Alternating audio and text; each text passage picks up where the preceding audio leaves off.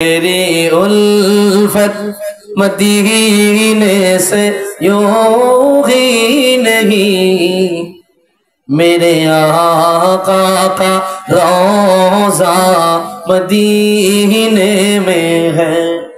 मैं मदीने के जानिब ना कैसे खिंचूं, मेरा दीन और दुनिया मदीने में है।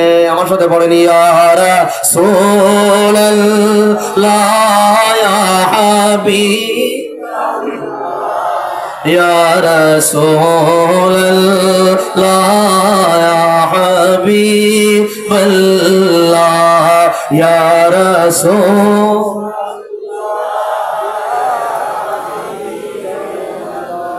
या रसूल अल्लाह या हबीब।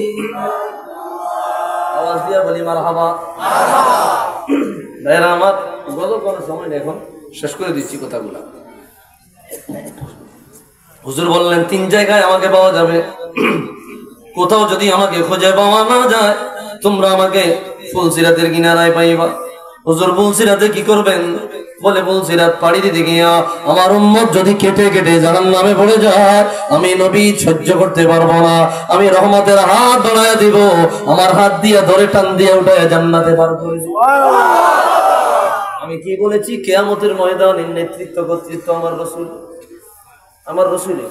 এই পারমিশন, এই ক্ষমতা দিবে কে? আল্লাহ।